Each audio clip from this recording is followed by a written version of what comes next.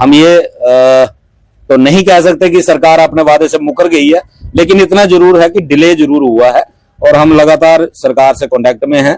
और हमारे मिनिस्टर साहब अभी कश्मीर गए हैं, पहले वो अपने होम टाउन गए थे, रजौरी पुंछ में थे 4-5 दिन, वहां पे हम नहीं मिल पाए उनसे।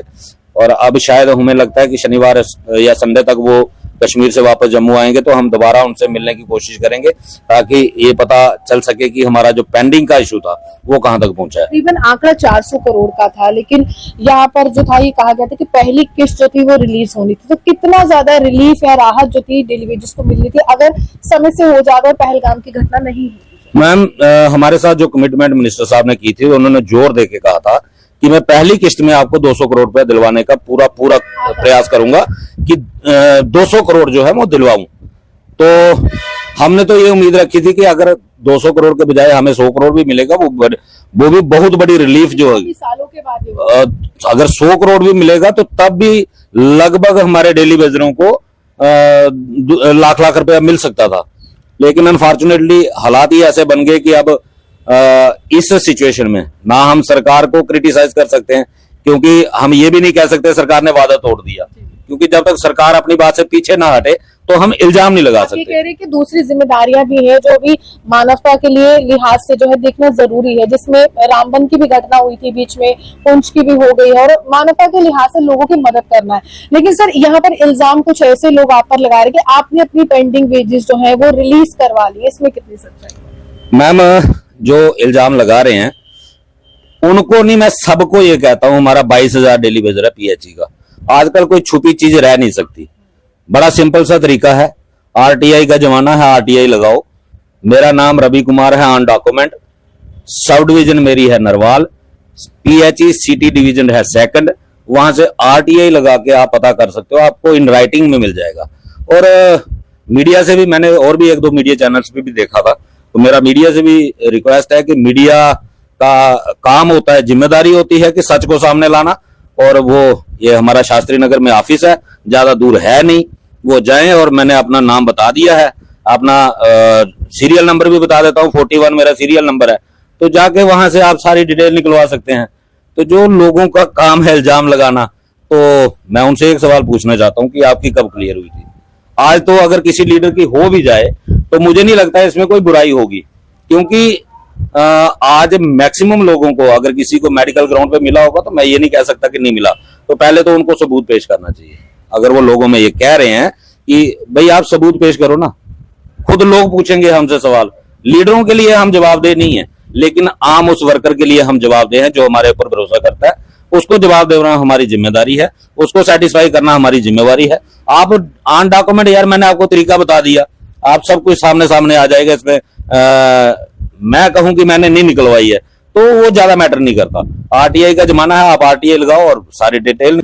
नमस्कार, आप देख रहे हैं द नॉर्थ लाइन डिजिटल। मैं हूं रूहानी, रवि हंस जी हमारे साथ है। और जब भी आवाज बुलंद करनी होती है डेली वेजेस के लिए तो सबसे पहले यही चेहरा जो है वो नजर आता है, और लगातार जो है ये लोगों को ये कहते हुए भी नजर आ रहे हैं कि इस रणनीति से आगे चलेंगे कि तमाम पुराने मसले जो है हल करवाएंगे। लेकिन अभी की स्थिति ये है कि तनाव तो है, भारत व पाकिस्तान के बीच में सीज फायर भी हो चुका है, लेकिन डेली वेजेस के हालात किस प्रकार है वो जानने की आज कोशिश करेंगे, क्योंकि पेंडिंग वेजेस की यहाँ पर बात की गई थी, रेगुलाइजेशन की गई थी, और क्या समय पर इनको सैलरी मिल पा रही है या नहीं मिल पा रही है। रवि जी, क्या लगता है ये जो जंग के हालात बने, जिंदगी में कुछ बदलाव आया, कुछ बदला आपकी जिंदगी में? मैम, सबसे पहले आपके चैनल का बहुत बहुत धन्यवाद।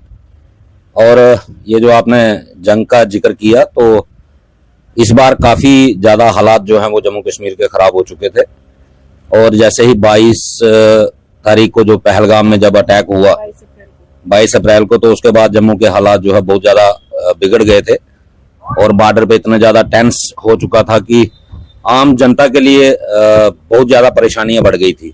और अभी भी अगर हम ये कहें कि हालात सुधर चुके हैं तो हमें इतना ओवर कॉन्फिडेंस नहीं होना चाहिए, क्योंकि आज भी जो मूवमेंट जो चल रही है तो सरकार की लेवल पे हम ये नहीं कह सकते कि हालात बिल्कुल सुधर चुके हैं, क्योंकि पाकिस्तान एक ऐसा देश है जो हर बार धोखा करता है। टेबल पे बात कुछ और करता है, लेकिन पीठ पीछे उसकी आदत है वार करना। और हमें इतना वो नहीं हो जाना चाहिए ओवर कॉन्फिडेंस के हम विश्वास कर रहे हैं कि हालात सुधर चुके हैं।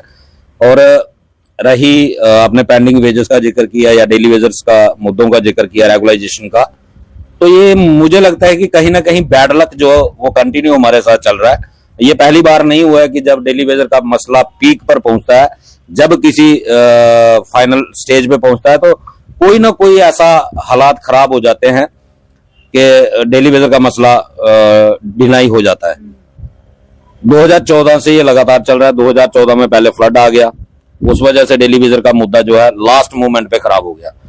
उसके बाद जब इलेक्शन हुआ, पीडीपी और बीजेपी की सरकार बनने वाली थी, तो तब एनएन बोरा हमारे गवर्नर थे, तो उन्होंने फाइलें मंगवाई थी। 15 दिन का टाइम दिया था कि 15 दिन के अंदर अंदर मैं डेली वेजर का फैसला लेने वाला हूँ, जल्दी से जल्दी डेली वेजर की फाइलें जो है वो लेके आओ।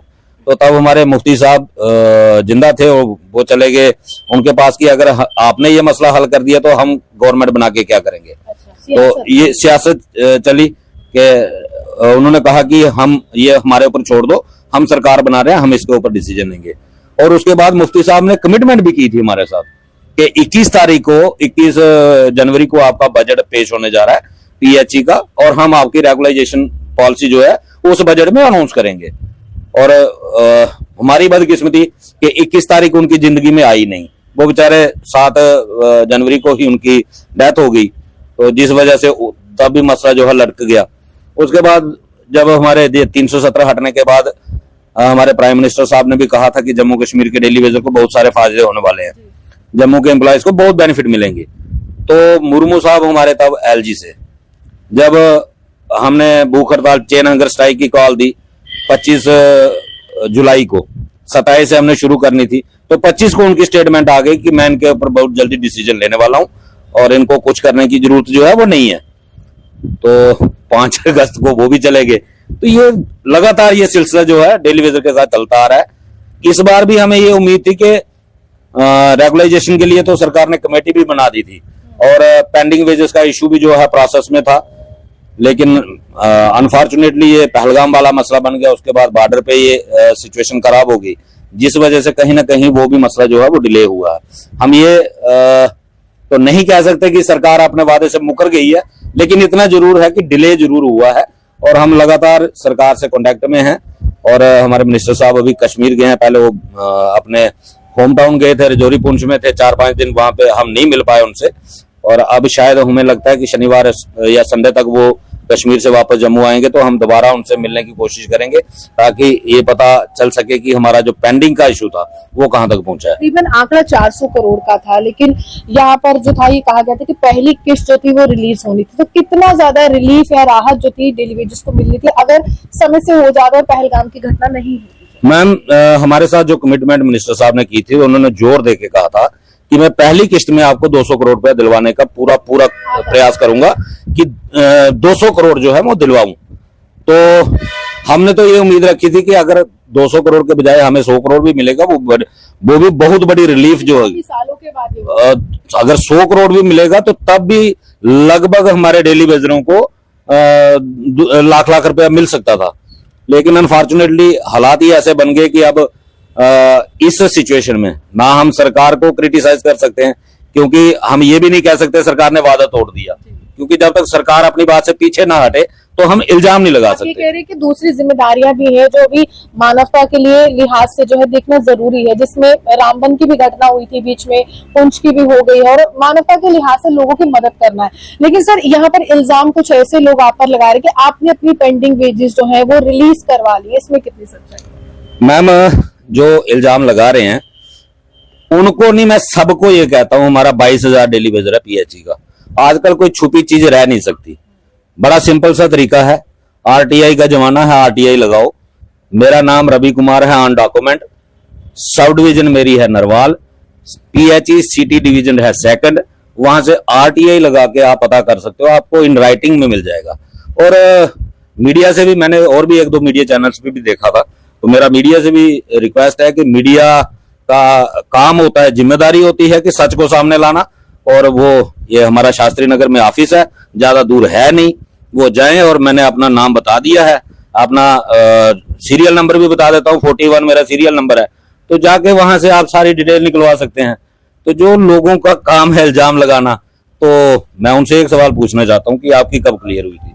आज तो अगर किसी लीडर की हो भी जाए तो मुझे नहीं लगता इसमें कोई बुराई होगी, क्योंकि आज मैक्सिमम लोगों को, अगर किसी को मेडिकल ग्राउंड पे मिला होगा तो मैं ये नहीं कह सकता कि नहीं मिला, तो पहले तो उनको सबूत पेश करना चाहिए।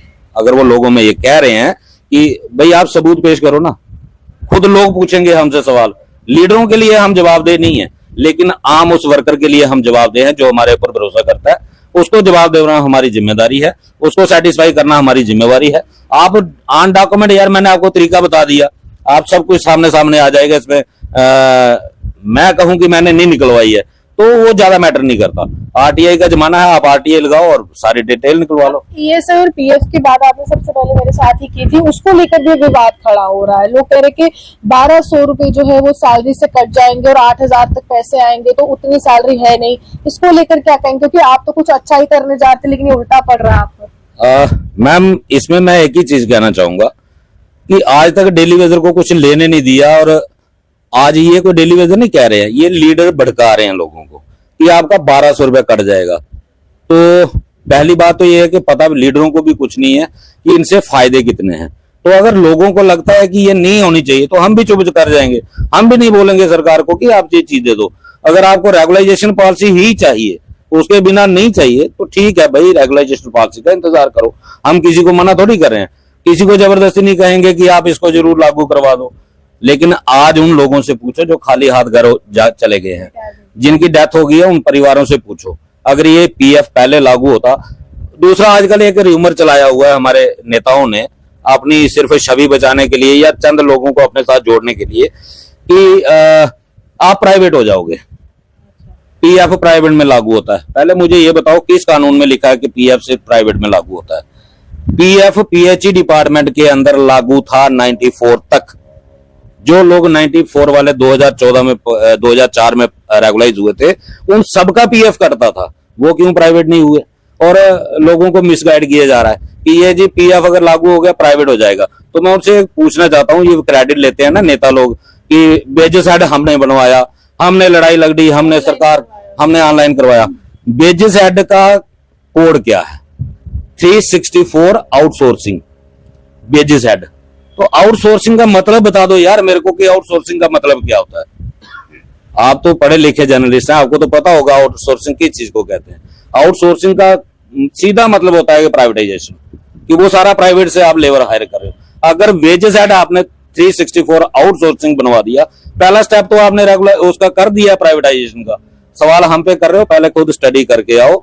तो लोगों से मैं इतना कहना चाहता हूं कि अगर आपको पीएफ नहीं चाहिए तो हम नहीं करेंगे बात पीएफ की, लेकिन सिर्फ रेगुलाइजेशन के लिए सारी चीजों को सैक्रिफाइस कर देना मुझे नहीं लगता कि समझदारी है। रेगुलाइजेशन कब मिलेगी, कितनी देर के बाद मिलेगी? पहली बात तो सरकार सबको तो पक्का करेगी नहीं। अगर मान लो कि 10,000 लोगों को सरकार पक्का कर देती है, 10,000 जो पीछे रह जाएंगे उनका राइट नहीं बनता कि उनको भी कोई बेनिफिट मिलना चाहिए। आज अगर हमारे जिन लोगों की डेथ हुई है ना, अगर पीएफ लागू होता, उनकी एक किस्त पीएफ की कटी होती, आज उनकी फैमिली को 6-6 लाख रुपए का इंश्योरेंस मिलता। वो उनके बच्चे स्कूल की फीस दे सकते, उनके परिवार लोग जो है वो 2 वक्त की रोटी खा सकते थे। लेकिन कुछ नहीं मिला, सिर्फ एक ही चने के झाड़ पे लोगों को चढ़ा दिया। बस रेगुलाइजेशन चाहिए, रेगुलाइजेशन लेनी है भाई। रेगुलाइजेशन हमारी पहली डिमांड है, उसके साथ कोई कॉम्प्रोमाइज नहीं। जो हमने पहले दिन कहा था, हमारे साथ बड़ी टेबल टॉक्स हुई। हमने एक ही एजेंडा रखा था कि बात खत्म होगी, रेगुलाइजेशन पे खत्म होगी, लेकिन उसके लिए जो चीजें हमें मिल सकती थी, जो बेनिफिट मिल सकते थे, वो हमने सैक्रिफाइस कर दिए। क्योंकि जो लोग पहले 2004 तक जो 94 से पहले लगे हुए थे, वो खुद परमानेंट हो गए। उसके बाद जो डेली वेजर बचे, उनके साथ कोई हमदर्दी थी नहीं। जो बेनिफिट तब मिलते थे वो भी बंद हो गए, कोई नहीं